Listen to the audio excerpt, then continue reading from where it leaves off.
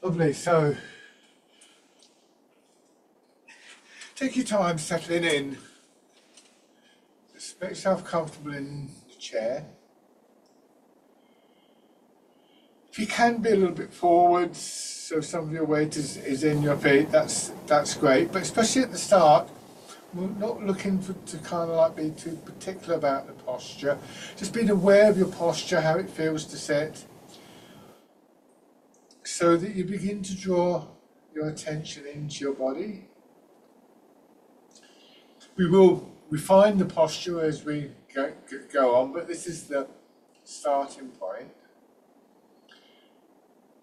We're told in the old writings of Tai Chi this simple phrase, first in the mind. And there's different aspects to that. But the foundation for it all is this settling of our attention within the body, so that we can have a sense of what we might want to try and gently change, how we can begin to bring together body and mind. To help you with that focusing, as well as to physically warm up, and it's a chilly day here in Cambridge, so it's like you can get that kind of chill in your muscles, just to burn that off a little bit. Rubbing your hands together, and then tapping over your face.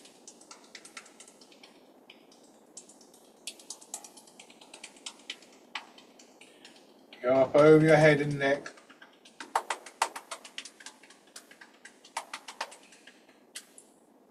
Down to one shoulder, and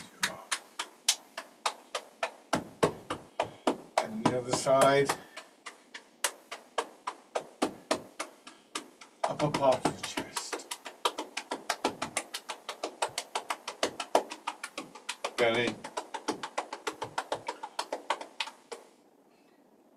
And legs.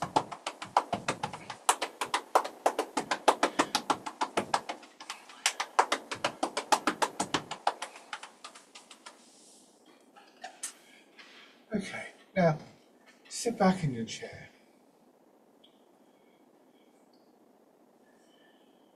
So it's important to realise when we say something like first in the mind, as I said, there are different aspects to that. Really, what we're trying to do is to develop that aspect of our mind that we might call intention, that one way or another gives instructions to the body. We're not trying to force the body into doing anything. This is not mind over matter. Some people would argue that everything that we do in our lives is preluded by some kind of intent coming from our mind. Whether that's true or not is beside the point, because Tai Chi and Qigong are intentional movements. Intention could be the transmission of a thought. I want a cup of tea. Something more definite, I'm going to go and make the tea. Or it could just be a feeling that I quite fancy a cup of tea. This is more likely, I think, in many ways. So you don't have to stop and think, oh, do I want a cup of tea? Where's the tea? If you're in your own house, you're in your own kitchen, you can just go and do it, and you'll maybe chatting to somebody. Memory can be transmitted through intention, the memory of a movement, the memory of an effect, the memory of maybe a warm memory of being with friends or something like that. So there's all sorts of levels of intention, from a kind of unconscious through to what we might think of as subconscious, through to deliberate intention. In this posture, with the reclining posture, we focus on the intention to let ourselves drop, to actually stop resisting the pull of gravity, to feel as though we've just sort of flopped back in the chair, almost like you're melting in to the chair. In those circumstances, we do begin to appreciate that actually there's a limit to that. The chair itself, the inner structure of the body, skeleton and so on, retain some kind of support, some kind of shape for us.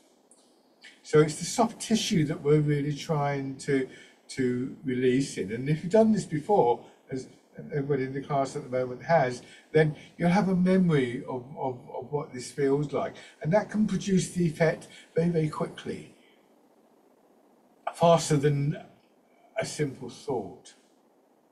So experience means that we actually become better at using intention.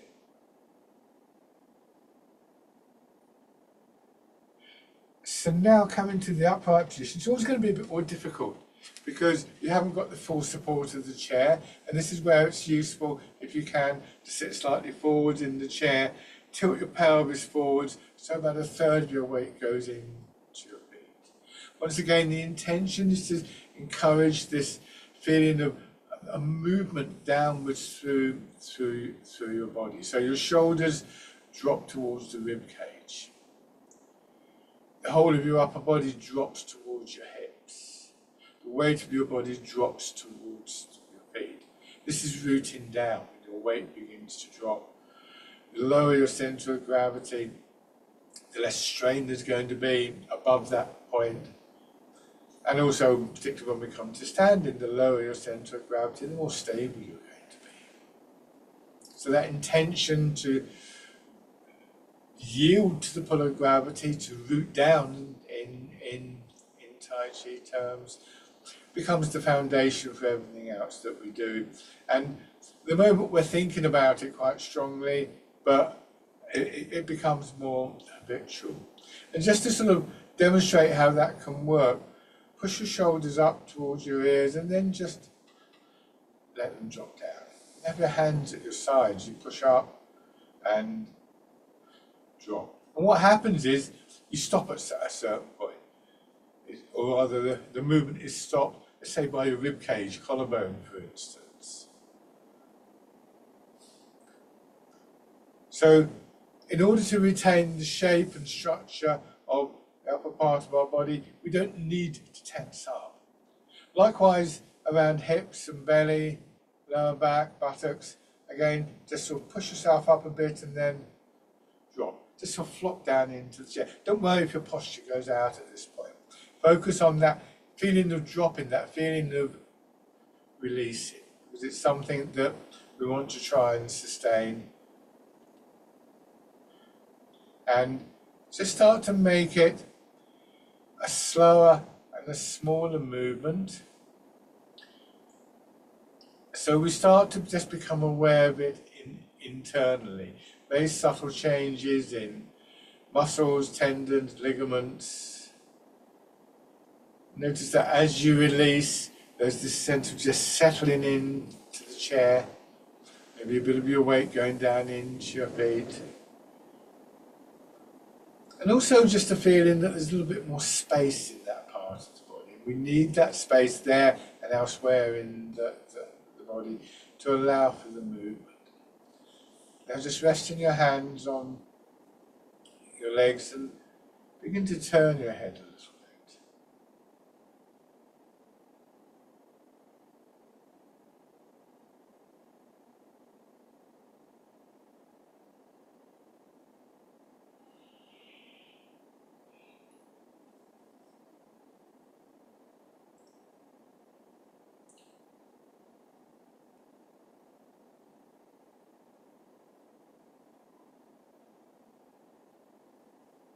Hands on your shoulders and circle your elbows around. You're most likely to be able to feel that feeling of releasing in the contracting movement. So as your elbows go down here, for instance, releasing in your shoulders and your sides. But people who are a bit more experienced with this, notice that as you go to push your elbows up, you may stiffen up again. And it's worth seeing if you can apply that feeling of releasing there. Because just as we don't need that feeling of tightness, change direction now going forwards, we don't need that tightness to retain our shape and our support.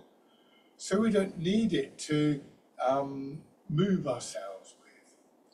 So the releasing quality, releasing being an aspect of the Chinese term sung, actually begins to spreads through all the stages of the movements.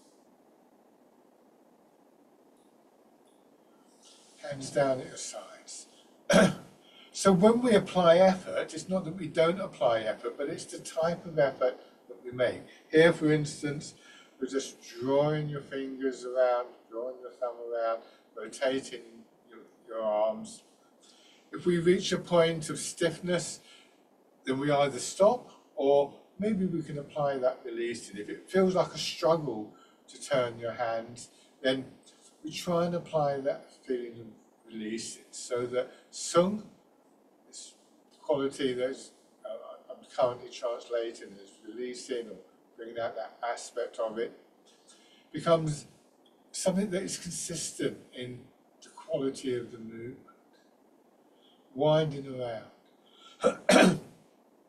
So if we were to apply, say, a push, which we will do later, and then if we were being pushed by somebody, and this has happened to me in classes and seminars, it can be a very interesting feeling because it feels like you're being pushed by a wave in the sea. Not by something hard and sort of stiff, but a kind of curious softness about the push. Go back the other way.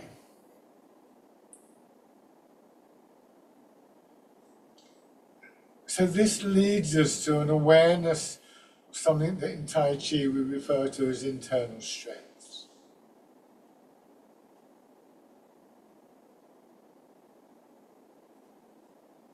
And rest your hands. So, looking forwards on your power with more of your weight going into your feet, and then a gentle push from your feet, and a little bit of a pull from your hips as they sink back into the chair. You focus on that feeling of pushing from your feet. Notice that quite often what happens is when we go to do this, we clench our muscles and our joints.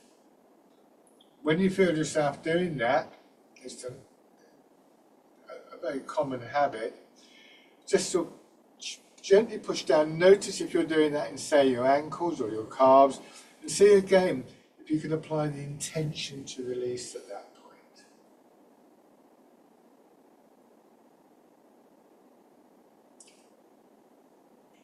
So rather than simply being something that we apply in particular points, in this moment and then a few moments later, in this moment, and so on and so forth, Sung begins to define for us the actual quality of the movement consistently.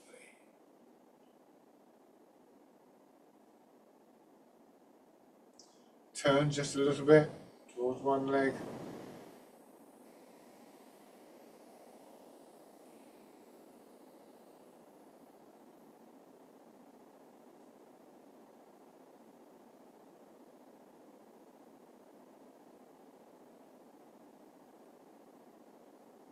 And then in the other direction.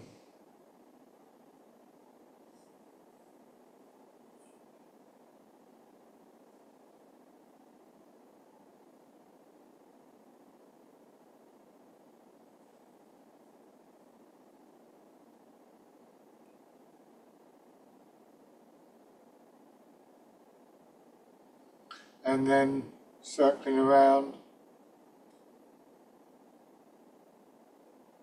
Your pelvis rolling just a little bit, using your feet and your legs as well. Noticing whether you're inclined to sort of stiffen in your upper back, shoulders. Remember that feeling of your shoulders dropping towards your ribs.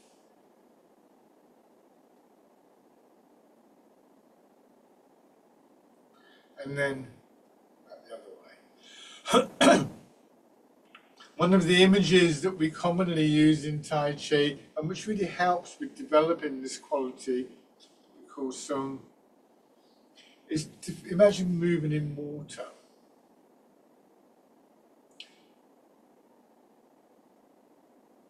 Change direction.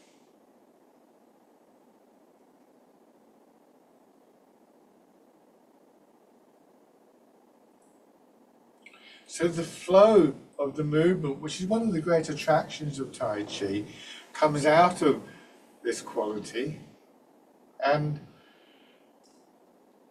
again has a strength to it.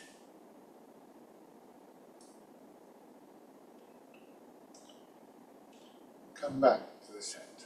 And then step out, place your foot down, heel and then toes, gently push the foot into the floor, plant the foot, and step back.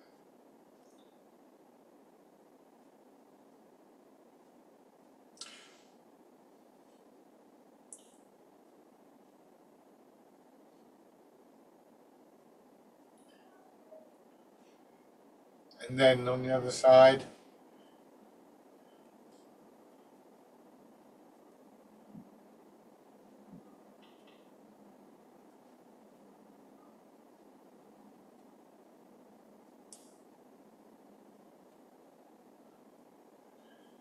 okay, now letting your hands drop down, turning your hands palm forwards.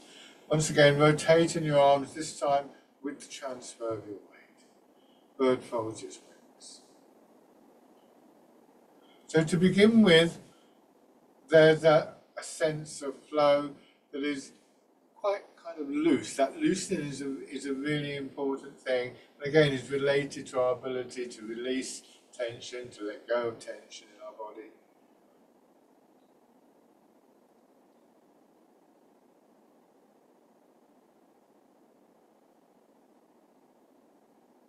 And then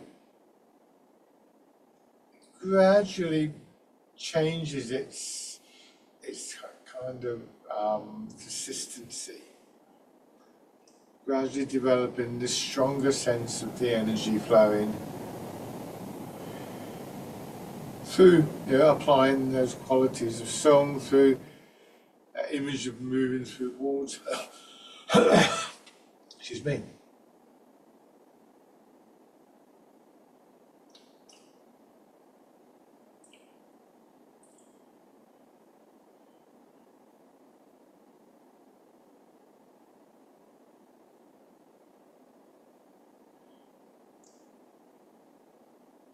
And then fisherman cast a net, hands facing backwards, swinging from your shoulders as you move forwards and backwards, tilting forwards.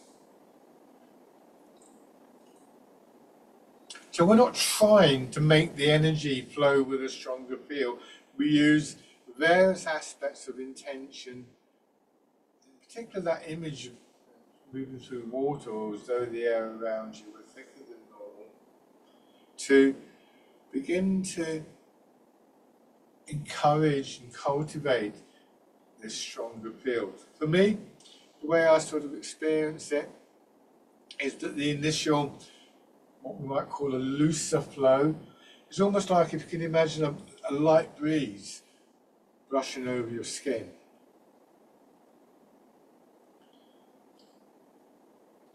As it begins to become stronger, it feels more like water flowing over your skin. It has a greater sense of connection.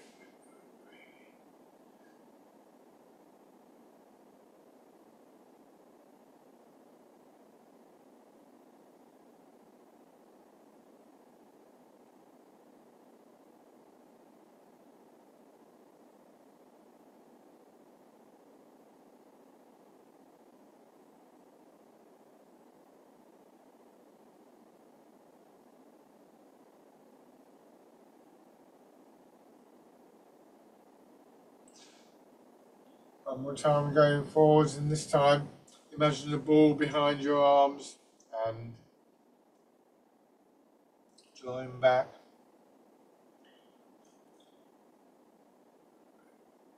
Don't feel that you somehow failed if you don't feel those changes that I've been describing within the body. My experience, especially at first, they tend to come and go. We might experience them with a particular movement or in particular parts of the body to begin with. They're qualities that are cultivated, and like growing something in your garden, cultivating something in your garden. you have to be a little bit patient with this.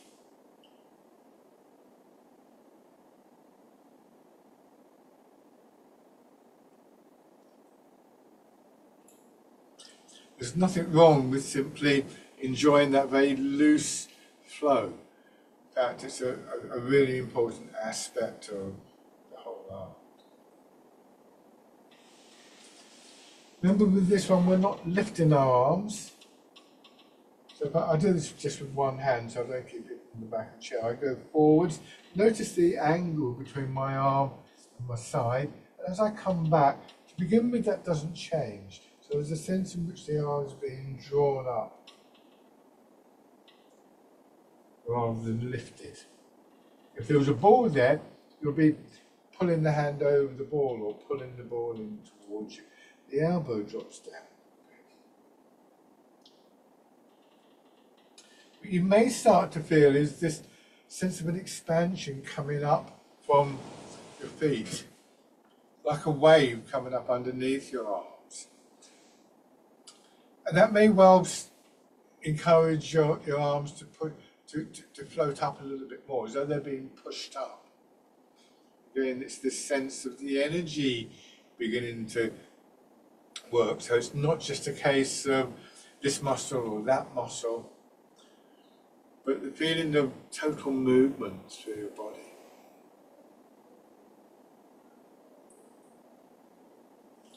Without trying not to stiffen up in muscles like the trapezius muscle, your upper back, big muscles of your arms, shoulders,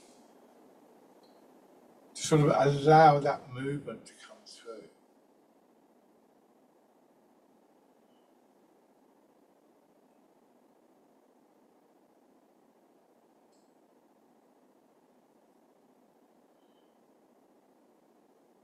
And then turn your hands palm in, your chest expanding, pushing your elbows out, and then going forwards, drawing your elbows in, chest contracting a little bit. This is pigeon spreads its wings. Think of your sternum, the breastbone down the middle of the rib cage, being like a hinge and a folding door. Here, the door's opened, creating a movement outwards, and here, the door closes, drawing your hands in. Or if you prefer, imagine you've got, well, again, a ball there, or a balloon, and it's being inflated and then deflated.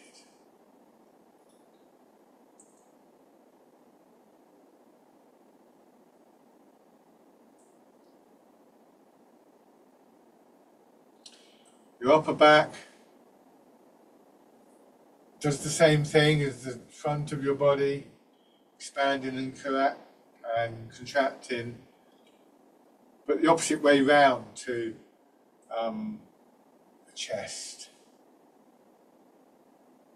So this means that this isn't just about our arms. Our weight is moving, providing a lot of the energy.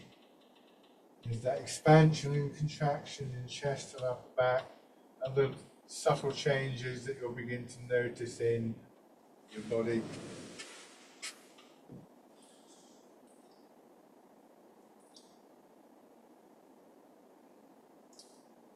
And then pushing wave, your hands staying in line with your legs and your hips. Elbows do go out a little bit here, and then pressing forwards.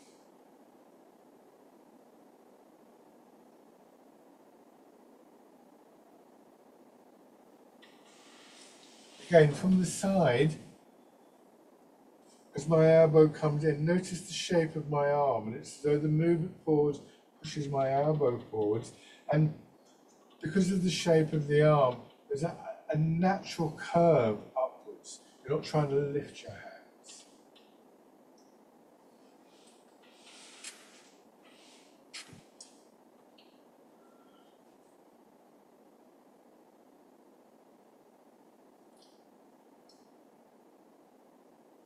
Pushing wave.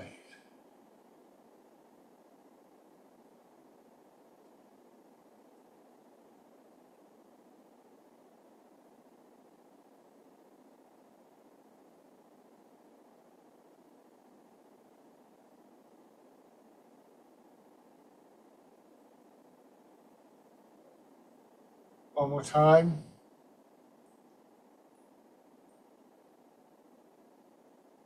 Now your hands stay down just a little bit above your legs.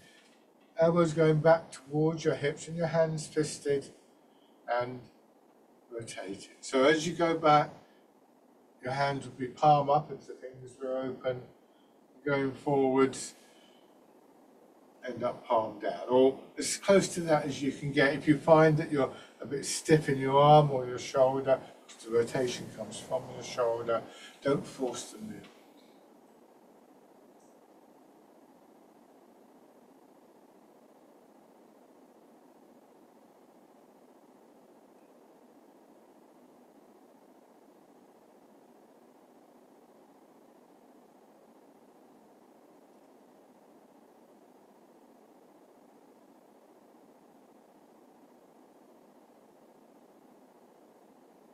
One more time.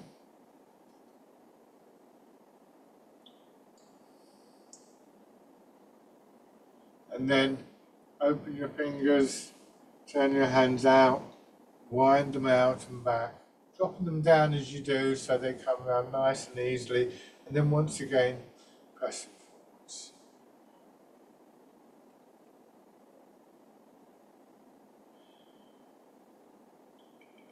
Trying to increasingly become aware of those small subtle changes within the body, sense of releasing in the hips, the opening of the chest, patterns of expansion and contraction. Because those are the movements most likely to respond to our intention, the small building blocks of the bigger movements. And this is one of the ways in which we cultivate that harmony and that interdependence of mind and body.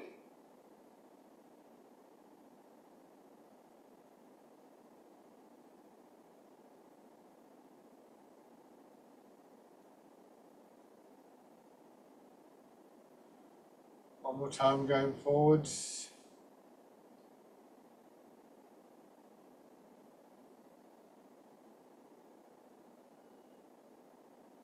Turn your hands palm down and polishing the table, turning, tilting forwards to push your hands forwards, extending your arms gently and then contracting back. In the other direction.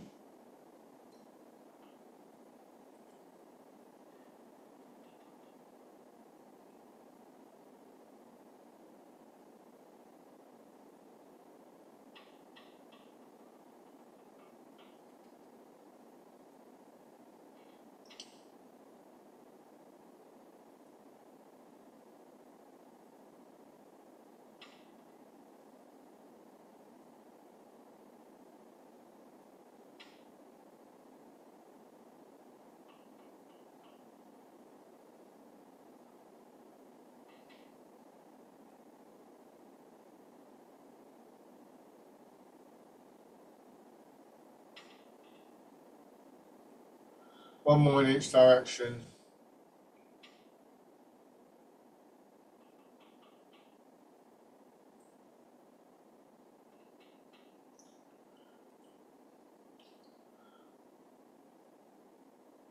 Coming back, turning your hands palm up, letting your weight sink down into your hips and into your feet, and then again feeling that wave-like push upwards, pushing your arms up, expanding through your upper body, and then contracting.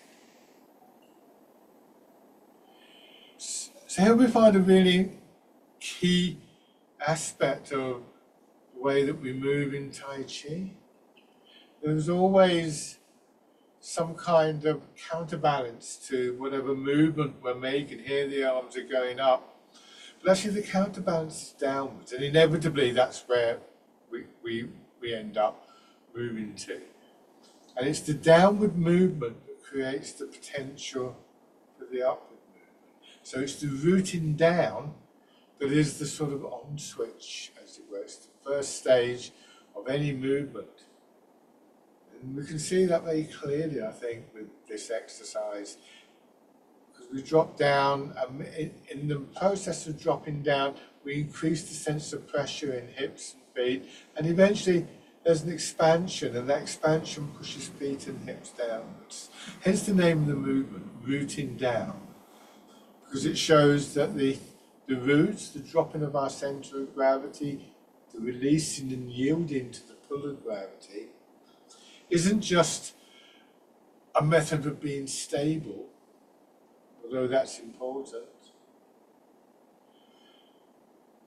but is actually, again, in itself, a key process that produces the movement for us in Tai Chi.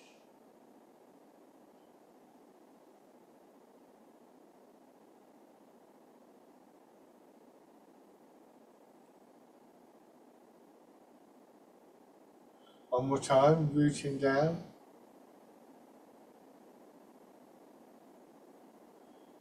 Bottom of the movement, rotating your arms to turn your fingers out, and we have the wild goose.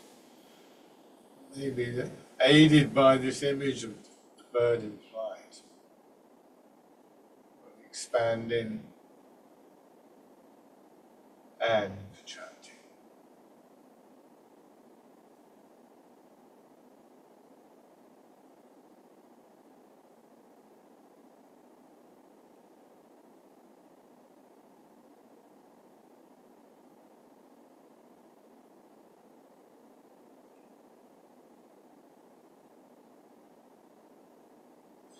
Now tilt forward so your hands can just drop in front of your knees a little bit. Drop back into your hips, sinking down, and then push it up, parting the clouds. So one of the primary intentions that we cultivate to the point where ideally we would no longer have to think about it, although in practice every now and then we do, is that sense of rooting down and all that's implied by it. And when it gets to that point where we no longer have to constantly remind ourselves, constantly think about it, it's one of these subconscious underlying intentions, then we'll start to feel the benefit of that in our daily lives.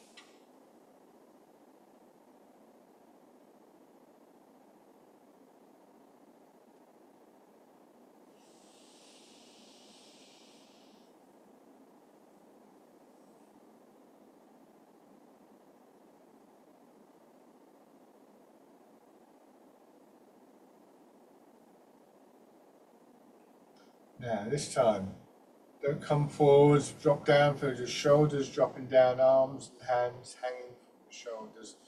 Push up on one side. Dragon plucks the stars from the sky.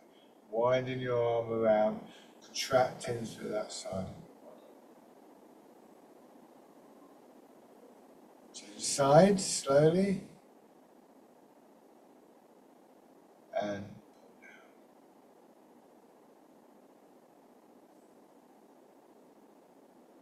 again, changing sides. Dragon plucks the stars from the sky.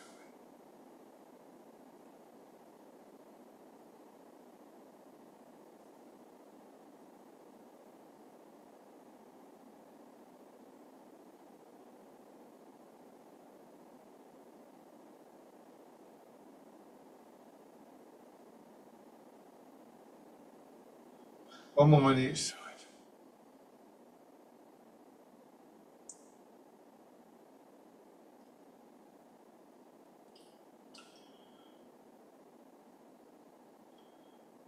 And then pushing in two directions, hands coming in front of your hips. First one is pressing up, lengthening gently through your spine. Give yourself time and space to hands come back to the starting position instead of rushing onwards, and then pushing sideways.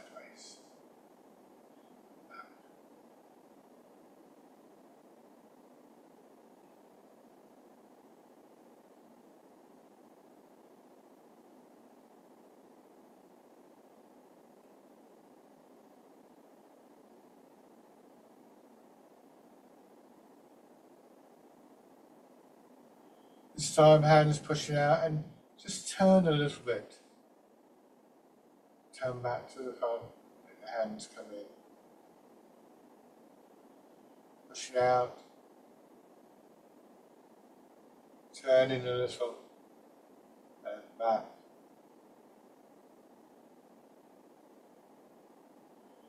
and then facing forwards and pushing out. And back.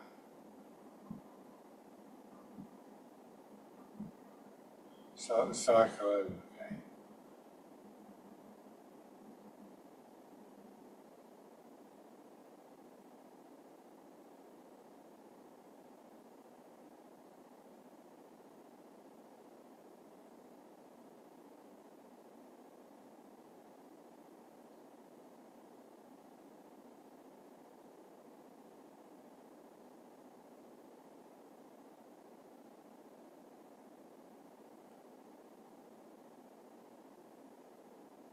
One more round of this.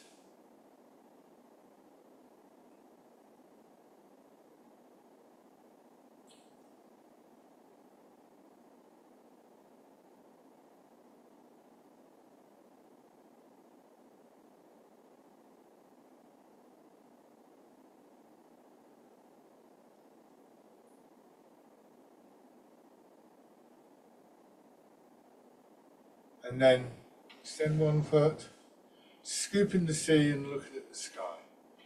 Most of your weight staying back as we do this. Feel your hips dropping back into the chair, drawing your shoulders and your head, and finally your arms back. Again.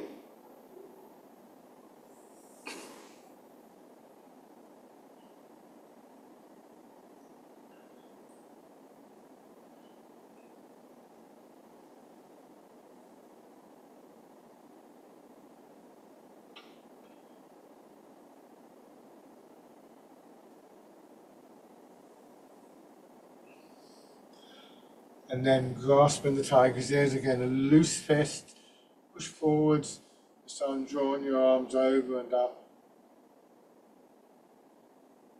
Try not to hunch your back and drop your head down.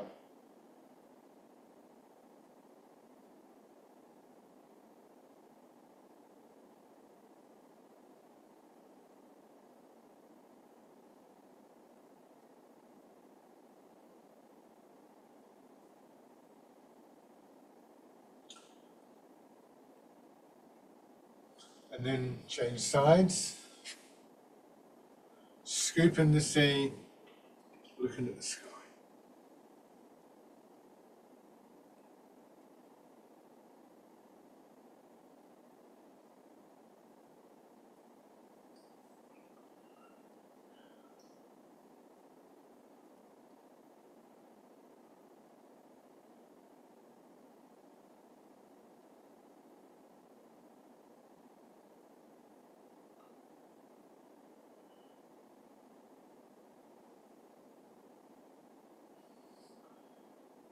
And grasping the tiger's ears.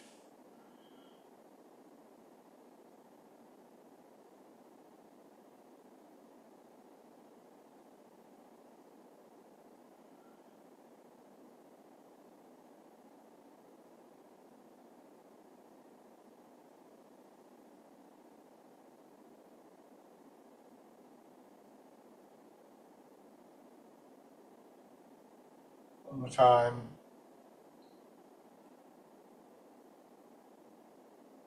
Good. Bring the foot back underneath your knee. Once again, rubbing your hands together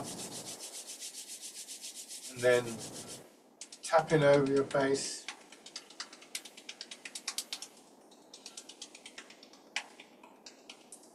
Over your head and neck.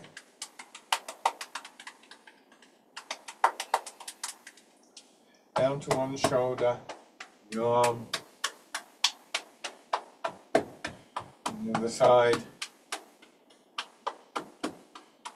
and the upper part of your chest, and your belly, and your legs.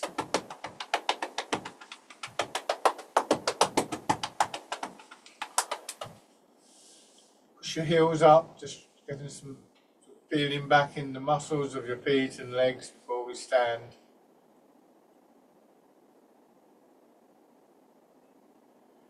And circling around.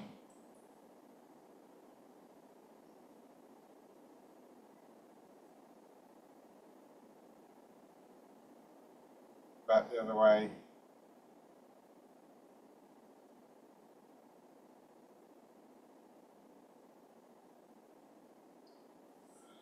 Okay, and then if you want to stand, stand it. To begin with, use the chair for support. We can continue doing it, but certainly for this next exercise, we're going to repeat that drop-in feeling. And because you're doing it quickly, it's quite likely that your weight will go slightly awry, and that's where you could just sort of find yourself getting a bit wobbly. So just using the chair for support, push up in your hips and then drop down. And I want you to focus on that moment of dropping, or rather the moment of releasing before the dropping. We release, and in releasing, we drop. It's a bit like if you had a ball in your hand and you opened your fingers, the ball would drop. What I want you to focus on is not the ball dropping so much as the fingers opening, or the equivalent of that. Try and have your feet below your hips.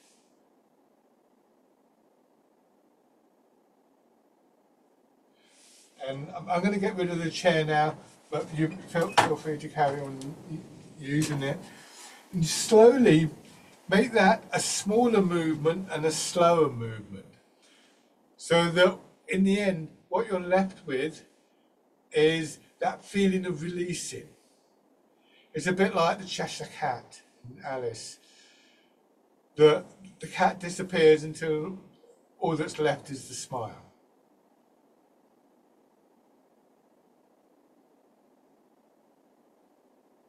Now that we've got that feeling, once again, and this is key to what we're about to do, and it's key to rooting down, your intention is to release in the area, lower back, hips, buttocks, and then you feel that your hips are drawn down by the pull of gravity.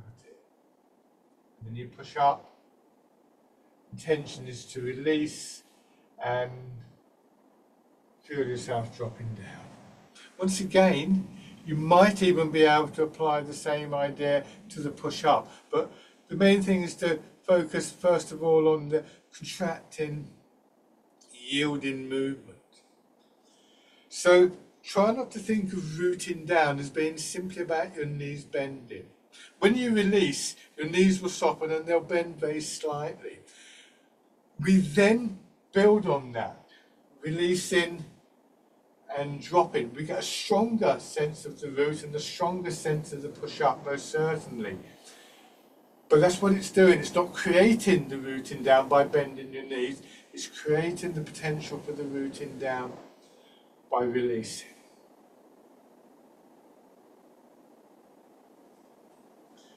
Bring your hands around in front of you as though you're cradling the ball. Standing version of release, of rooting down. And you may notice you releasing your hips and lower back. That encourages the shoulders to also release, to soften, to let go.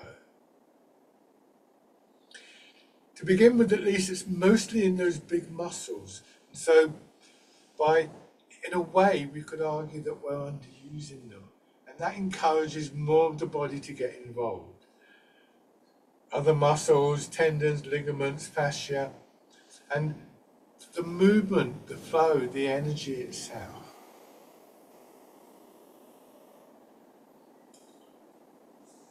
So eventually, there's no part of the body that doesn't have a role in any of the movements that we do.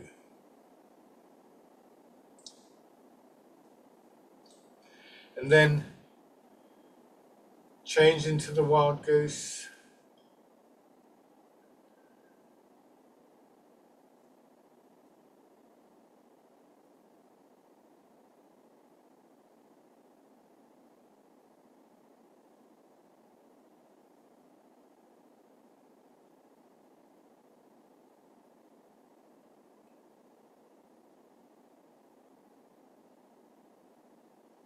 One more of these.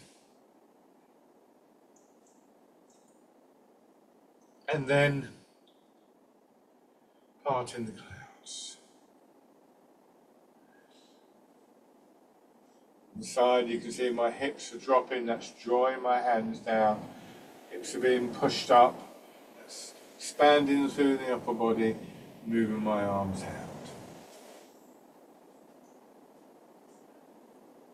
Trying not to stiffen up in your shoulders. Okay, and let your hands drop down. Turn one foot out, step forward with the other foot from the side to see this. We begin to transfer the weight. Now, you may well find yourself struggling and straining with this, especially if you've got some kind of stiffness in your legs or problems with your knees or something like that. It may be, oh, I've got to really push hard for this. But try and apply again that quality of sung. When you go into your back leg, don't bend the knee more necessarily. If it bends a bit more, it's not the end of the world. But just be careful of your knees. Don't stiffen your knees. Releasing in hips, lower back, and maybe just see if you can feel that sort of sense of the energy pushing you forward. Same thing in the front leg. It may not be immediate this, but again, by focusing in this way, it stops the kind of rush. They can almost feel kind of, oh, I've got to go forward, I've got to go back. It just means that your mind calms a little bit as well. And this is a mind-body quality. This quality of intention is an instruction from mind to body to do something. If the instruction is frantic and hard, you've got to do this, you've got to do this, the outcome is going to be like that. If the instruction has that quality of silence and stillness within it, it's going to be a softer outcome. Then just raising your toes and your heel. So more of your weight settling down in each leg.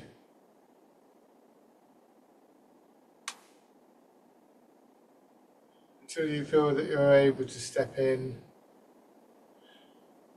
stepping back and planting the foot, stepping forwards and planting the foot.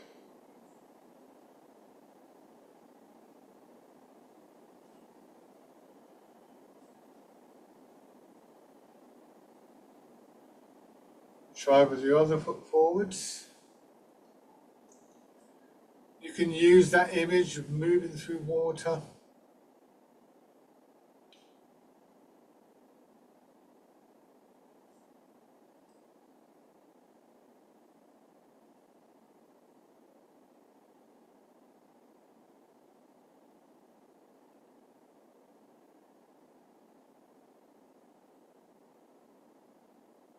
And if you do that, then sung is the natural way of moving through water, that sense of the release of tightness and stiffness. We know that if we stiffen up in water, it becomes harder work.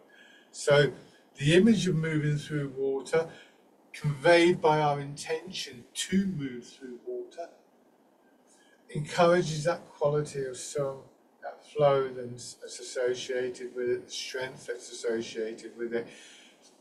Encourage it in the whole of our body. Raising your toes and your heel. This is not a quick process.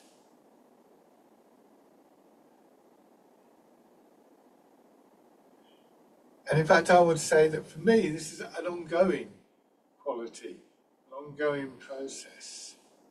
So if you're getting a little glimpse of it, especially if you're watching this video and you're new to this, that's great. Sometimes just watching the movements, watching somebody do Tai Chi, becomes your intention to move in the same way. Stepping in.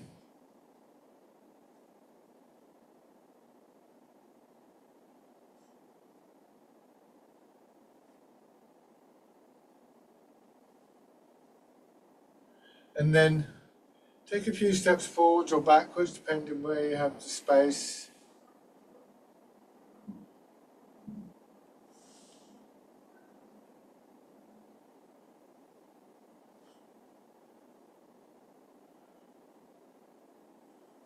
Changing direction.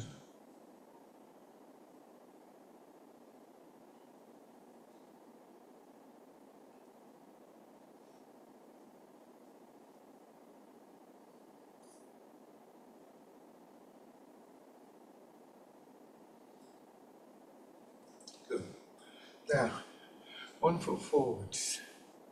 Start with your weight back. The standing version of fisherman castanet.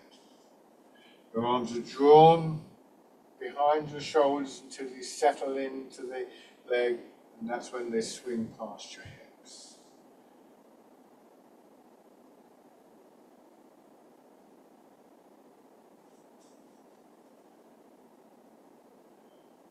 Flowing wave-like movement through your body.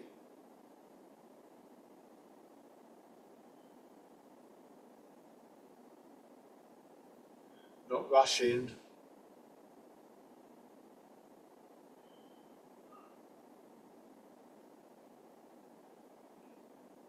This time, as you go back, turn, draw your hands across, let them swing up a little bit, and then go forwards as your hands drop down. Turn, drawing them across your hips, and they swing up again. Just tracing out what we might think of as a sideways figure of 8, or like the infinity sign. You could imagine the shape in front of you, and your intention is for your fingers to trace out the shape or to flow through the shape.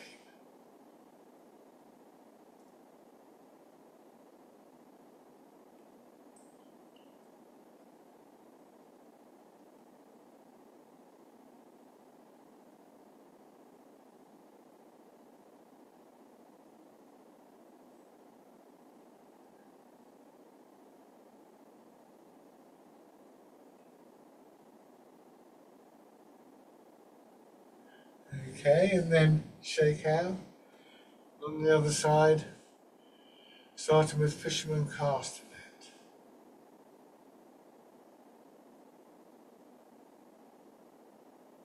Facing forwards, the weight is moving forwards and backwards, and therefore your arms will move forwards and backwards. They naturally swing through a curve.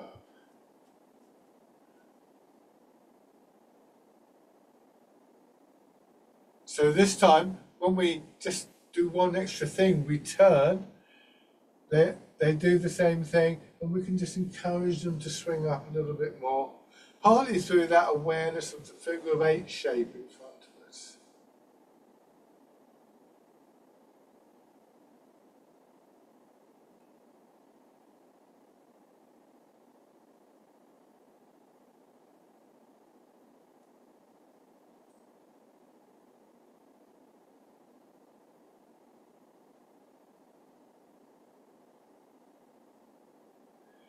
This time we're going to combine that with the stepping. So again, go forwards or backwards depending on where you've got the space. I'm going forward, so I'm going to bring my back foot in, plant it forwards as my hands go up, and then move my weight forwards.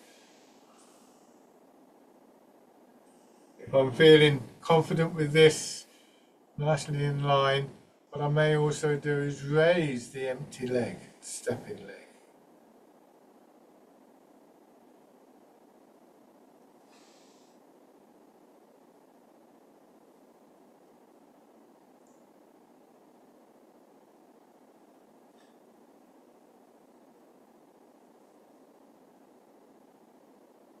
And then change in direction if you haven't done so already.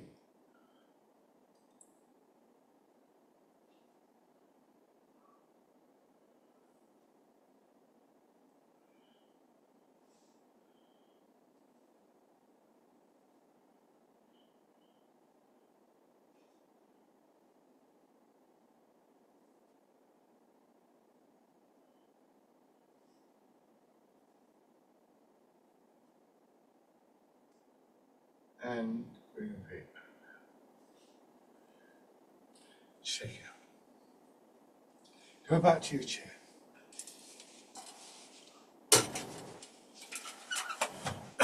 So going back to first in the mind, everything that we've done started with that. And we have, I suppose you could argue, a dual foundation in Tai Chi, of mind and body. In terms of mind, it's that quietening, that settling of the mind. In terms of the body, it's the dropping of the centre of gravity and the alignment of the posture. Both of them imply a downward, inward movement. And so they're parallel processes. In fact, they're the same, they're two sides of the same thing. Let your hands drop down, feel the weight of your arms hanging from your shoulders. Embrace tiger, return to mountain. A little bit of a push up, and then just let your shoulders and your elbows soften and drop. Feel your hips sinking into the chair, drawing your hands in and downwards. Returning to the mountain. Again, remaining aware of the movement. This means that essentially your thoughts will go down, and as your body settles, your mind settles, and vice versa. Your intention is to come back to the mountain, to just for a moment to experience that sense of quietness and stillness, both in body and in mind.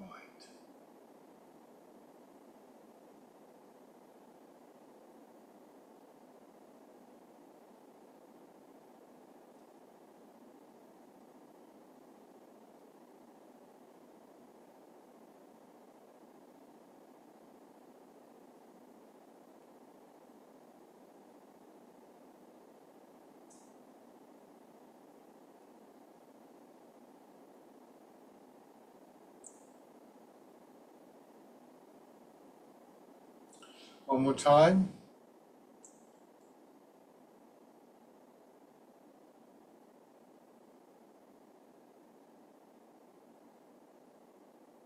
And rest.